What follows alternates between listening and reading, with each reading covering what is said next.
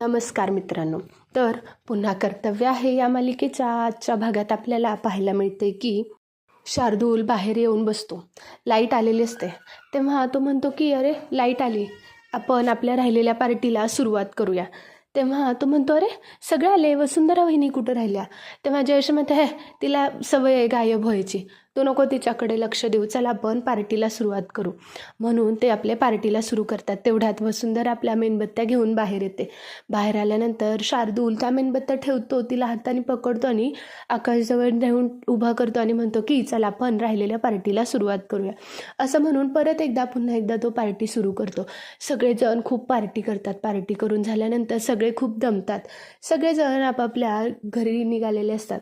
तेव्हा विशाखा आपल्या पोरीचा निरोप घेते आणि म्हणते की तनया काळजी घे ग स्वतःची, आणि अखिललासुद्धा बजावून सांगते की पोरीकडे वेळ द्या, जास्त काम करू नका, आत्ताच तुमचं लग्न झाले. तनया हसते. विशाखा जाते, तिला थांबण्यासाठी जयश्री फोर्स करत असते पण ती आपल्या घरी निघून जाते. ती गेलेली बघितलं की लगेच वसुंधराचे आईवडीलसुद्धा आपल्याला आपण जातो असं सांगतात. तेव्हा माधवराव आणि आकाश त्यांना थांबण्यासाठी आग्रह करत असतात. पण जयश्री म्हणते की जायचं तर जाऊ द्या ना. हे म्हटल्यानंतर ते आपलं वसुंधराचा निरोप घेऊन घरी निघून जातात. इकडे शार्दूलसुद्धा आपल्याला उद्या काम आहे, उद्या फ्लाईटने जायचं आहे म्हणून मी सुद्धा जातो हे सांगत असतो. वसुंधराला खूप बरं वाटतं की फायनली शार्दूल इथून जातोय, म्हणजे आपल्याला पुढे काहीच प्रॉब्लेम नाही. पण आकाश त्याला जबरदस्ती करून ठेवतो आणि म्हणतो की तुला उद्या फ्लाईटनीच जायचं आहे ना, मग इथून पुढे आम्ही सोडूच ना तुला. असं म्हटल्यानंतर शार्दूलसुद्धा थांबण्यासाठी तयार होतो. तो म्हणतो की बरं ठीक आहे थांबलो ना.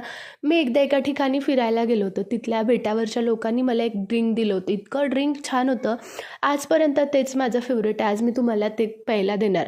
असं म्हणून तो सगळ्यांसाठी ड्रिंक बनवायला जातो. जाताना म्हणतो की पण मला 2 हेल्पर लागतील. अवनी वहिनी तुम्ही आणि दुसरं कोण, ऑफकोर्स वसुंधरा वहिनी, तुम्ही दोघीसुद्धा चला मला ड्रिंक बनवायला मदत करा. असं म्हणून गेल्यानंतर तो त्या दोघींनासुद्धा किचनमध्ये नेतो आणि ड्रिंक बनवायला चालू करतो. अवनी मदत करत असते. जवळपास ड्रिंक झाल्यानंतर अवनीला तो म्हणतो की अवनी वहिनी तुळशीची पानं लागतील, तेवढी आणा ना. अवनी म्हणते की अहो दारातच आहे, थांबा मी आणते, म्हणून ते आणायला जाते. वसुंधरा तिथे एक शांतपणे उभी राहिलेली असते. शार्दूल आपल्या खिशातलं नशेचं औषध बाहेर काढून त्या ज्यूसमध्ये मिक्स करणार असतो. वसुंधरा फार अडवण्याचा प्रयत्न करते. तो त्याचा हात पकडते. शार्दूल म्हणतो की तू माझा हात पकडून काहीच उपयोग होणार नाही आहे, मला जे करायचं आहे ते मी करणारच आहे. वसुंधरा म्हणते की मी तुला हे काही करू देणार नाही, मी तुला आमच्या घराच्या वाकड्या नजरेने बघूनसुद्धा देणार नाही. तरीसुद्धा शार्दूल तिचे दोन्ही हात एकाच हातात धरतो आणि दुसऱ्या हाताने त्या ड्रिंकमध्ये नशेचं औषध, झोपेचं औषध मिक्स करतो. सगळं झाल्यानंतर तेवढ्यात अवनी येते. शार्दूल म्हणतो की वसुंधरा वहिनी चला ओता ग्लासमध्ये. अवनी आल्यामुळे ती काहीच बोलत नाही. ती ग्लासमध्ये सगळ्या ड्रिंक ओतते. शार्दूल सगळ्यांना देतो. सगळ्यांना ड्रिंक कसं झालं हे सुद्धा विचारतो.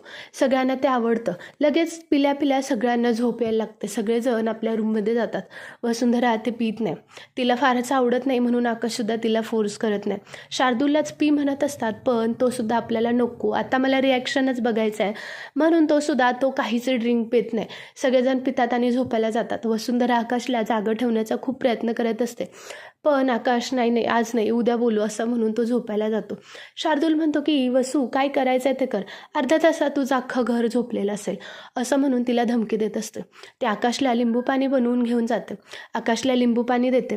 आकाश पितो आणि त्याच्याशी बोलते की अहो मला तुमच्याशी बोलायचं आहे प्लीज. आकाश म्हणतो नाही उद्या. त्याला अचानक वसूमध्ये त्याची इरा दिसायला लागते. तो तिच्याशी बोलायला लागतो. तू कधी आलीस, तू प्लीज आता मला सोडून जाऊ नको. वसू त्याच्याकडे बघते. वसू सांगते की मी नाही जाणार. तिला स्टार्टिंगला कळत नसतं की आपण आता काय बोलावं. नंतर तिला कळतं की ह्यांना भास होतोय की आपण इरा आहोत. तेव्हा तो आपल्या आयुष्यातली एक खोल पोकळी रिकामी असल्याचंच सांगतो. वसुंधराला खूप वाईट वाटतं.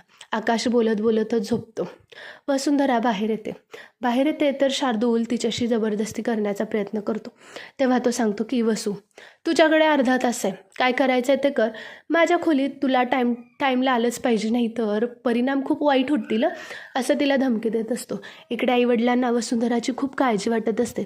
ते म्हणतात की ह्या वसूच्या नशिबात काय लिहिलंय काय माहिती. आपले वसूचे वडील म्हणतात की काही होणार नाही, आकाशराव आहेत ना, सगळं सांभाळून घेतील असं म्हणून ते आपल्या आईवडिलांना सांगत असतात. शार्दूलने आपल्या आईवडिलांच्या घरी त्याची काही माणसं पाठवलेली असतात. ते तिथे हाहाकार माजवत असतात, दारू पित असतात. ते खूप त्यांना ओरडतात. शेवटी वैतागून ते लोकच गुंड शार्दूलला फोन करतात आणि म्हणतात तुझा बाप खूप त्यांना करायला लागलेलं, तू सांग. असं म्हणून त्याच्या वडिलांकडे फोन देतो. तेव्हा त्याचे वडील शार्दूलची ओरडतात आणि म्हणतात, शार्दूल हे काय आहे? ही माणसं इथं का पाठवलेत? अरे इथं दारू पितात येते, इथे काय अड्डा बनवायचा आहे तुला? शार्दूल म्हणतो की ती माझी पाहुणी मंडळी आहेत, त्यांचा पाहुणचार झाला पाहिजे, नाहीतर तुमच्या वसूच्याच घरी थांबलोय मी, परिणाम वाईट होतील, असं म्हणून तो त्यांना धमकी देत असतो. आईवडील शांत बसतात. ते त्यांचं नको ते नीचपणा करायचं चालू असतो. इकडे शार्दूल आपला आता वसूला चांगलंच त्रास द्यायला येणार म्हणून खूप खुश असतो. वसुंधराला सगळ्यातून पळ काढण्याचा प्रयत्न करत असते, पण तो काहीच ऐकण्याच्या मनस्थितीत नसतो. सगळे झोपी गेल्यानंतर वसुंधरा शेवटी वैतागताना तिथेच बसलेली असते. शार्दूल तिला वसुंधरा अजून का आली नाही तो वाट बघत बसलेला असतो. इथेच पुन्हा कर्तव्य आहेचा भाग संपतो. पुढच्या भागात आपल्याला पाहायला मिळत आहे की तो तिच्या केसाला धरून तिला मारत असतो. तिला मारून त्याचं सॅटिस्फिकेशन मिळत असतं. वसुंधरासुद्धा मोक्याचा फायदा घेत त्याच्या डोक्यात फुलदाणी घालते आणि त्याला चांगली घट्ट खुर्चीला बांधून ठेवते आणि त्याला चांगलाच टॉर्चर करते. अखेर वसूसुद्धा शार्दूलचा बदला घेताना दिसणार आहे. तुम्हाला हा व्हिडिओ आवडला असेल तर आपल्या चॅनलला लाईक करायला, शेअर करायला आणि सबस्क्राईब करायला विसरू नका. थँक्यू.